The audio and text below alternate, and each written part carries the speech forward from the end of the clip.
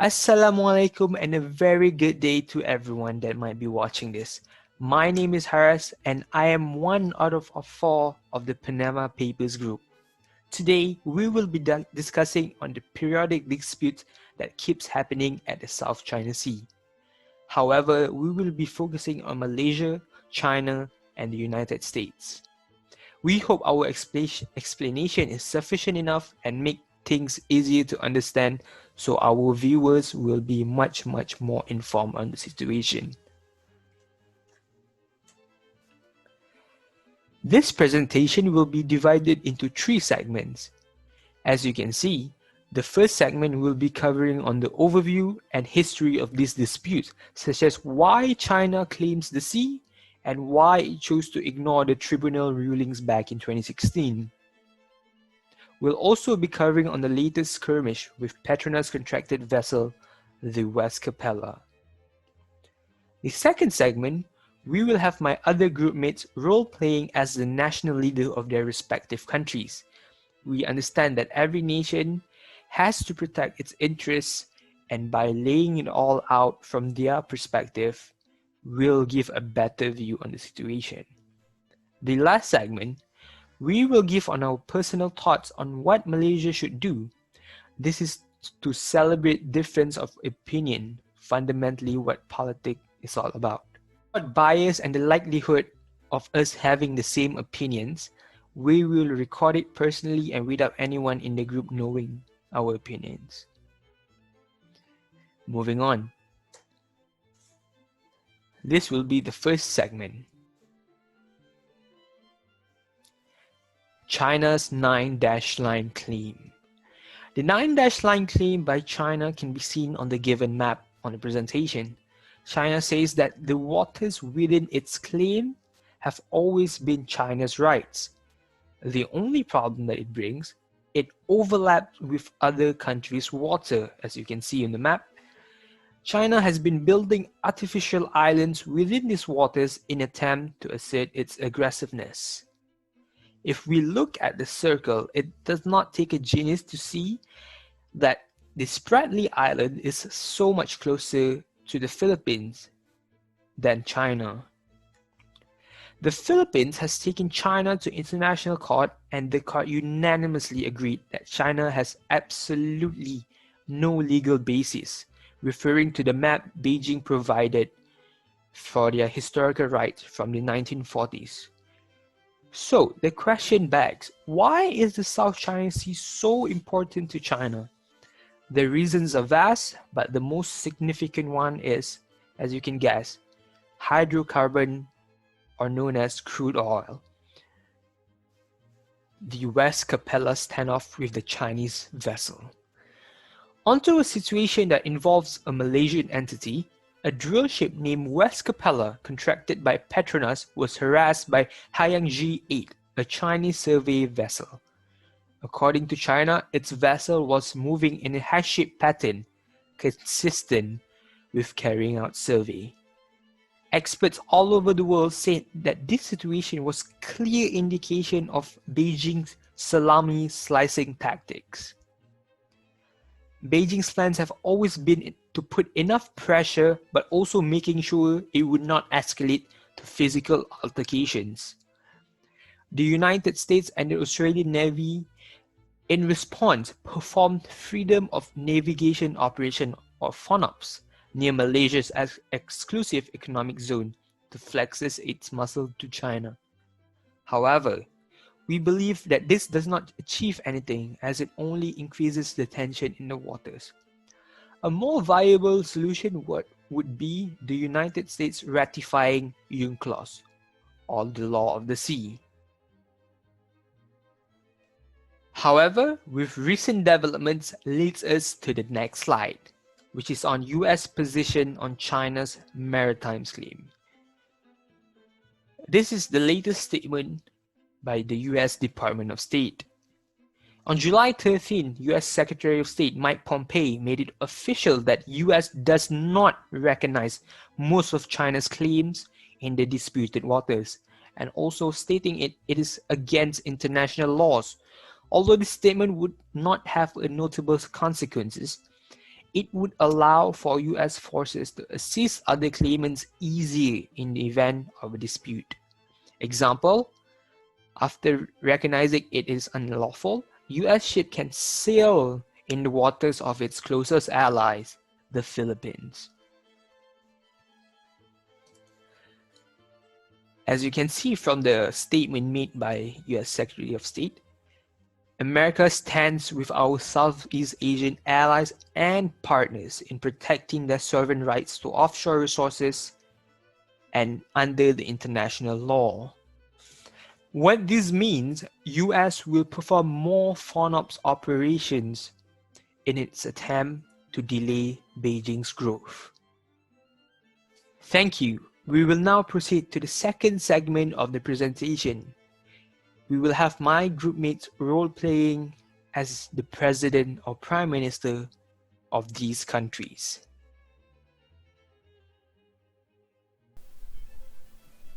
This will be the second segment of the presentation. You'll be hearing from Xi Jinping, Muhyiddin Yassin, and Donald Trump from the United Nations General Assembly.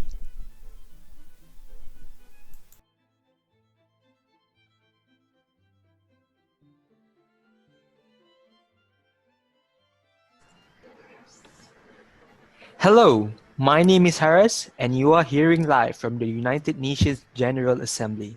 Today, we will be hearing from China, United States, and Malaysia on their issue of the South China Sea. First up, we have the Prime Minister of Malaysia. Assalamualaikum and greetings. My name is Muhyiddin Yassin and I'm the Prime Minister of Malaysia. Regarding the South China Sea issue, Malaysia's position has always been clear and consistent. Recognizing the sensitivity of this issue, all parties must work together to maintain peace, stability, and security in the South China Sea. In these times of adversity, it is imperative that we intensify efforts to build, maintain, and develop mutual trust and confidence with all the parties involved for the benefit of the region and its people. Malaysia holds the view that the South China Sea should remain a sea of peace and trade. Thus, matters relating to the South China Sea must be resolved peacefully based on the universally recognized principles of international law, including the United Nations Law of the Sea, 1982. Although Malaysia has close ties with China, and China being our biggest trading partner, Malaysia will do its best to use its diplomacy to resolve our differences with China without compromising our sovereignty and security. Thank you.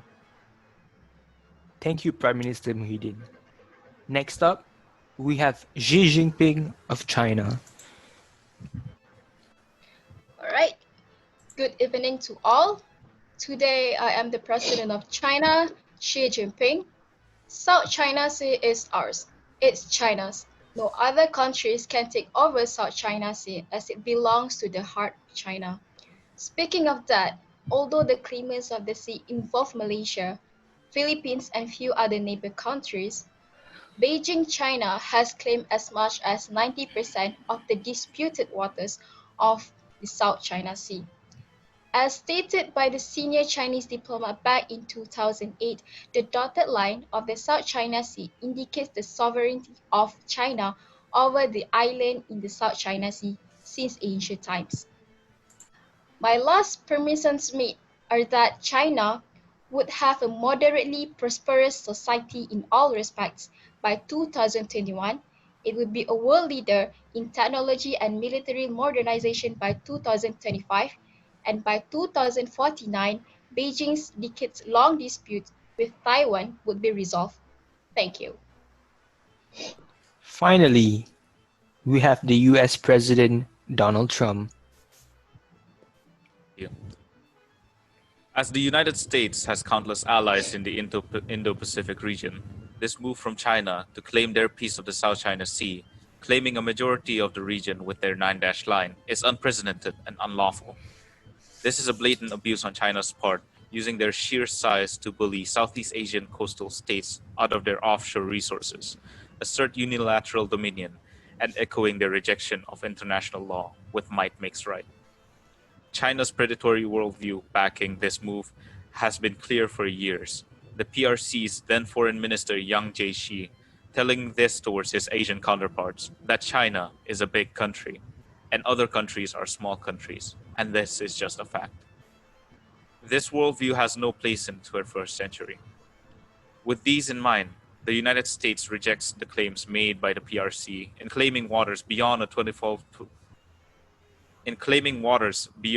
nautical mile territorial sea derived from islands it claims in the Spratly Islands, despite other states' claims of sovereignty over these islands. The PRC has no lawful territorial or maritime claim to James Shoal, an entirely submerged feature only 50 nautical miles from Malaysia and some 1,000 nautical miles from China's coast. James Shoal is not and was never PRC territory, nor can Beijing assert any lawful maritime rights from it. The world will not allow Beijing to treat the South China Sea as its maritime empire. America stands with our Southeast Asian allies and partners in protecting their sovereign rights to offshore resources, consistent with their rights and obligations under international law. We stand with the international community in defense of freedom of the seas and respect for sovereignty, and reject any push to impose might makes right in the South China Sea or the wider region. Thank you. Well, there you have it from all of the leaders of their respective countries.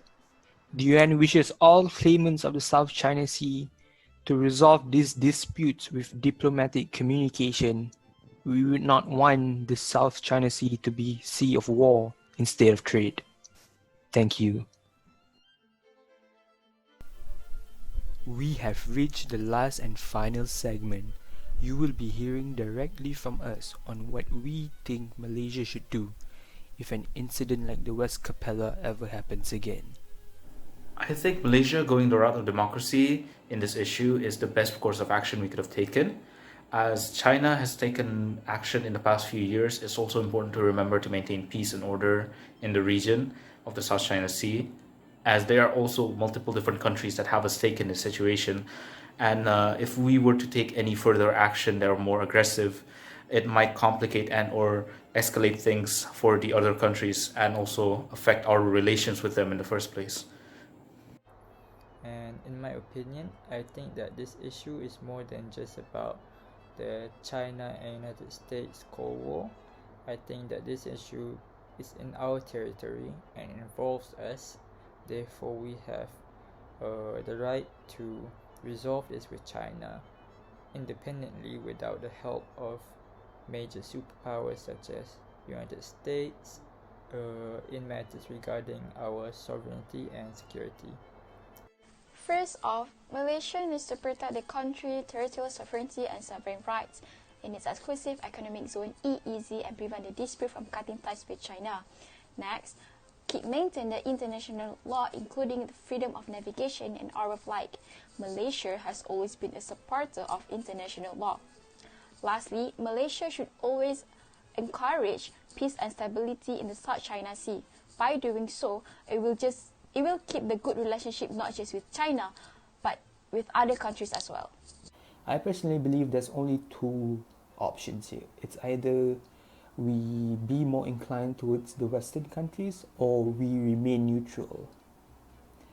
I believe that remaining neutral is exactly the same on backing up China. We are living in an unprecedented times where you can see that USA banning Huawei on their soil. You can see UK banning 5G equipment from Huawei, absolutely destroying their whole infrastructure just to get Huawei out of UK. And you can see Japan paying 5 trillion to get their companies out of China. So I think it's time we take a tougher stand on China. Although I believe there's no delaying Beijing's growth in economy or military power, but it's time for us to take a tougher stand and see where it leads us.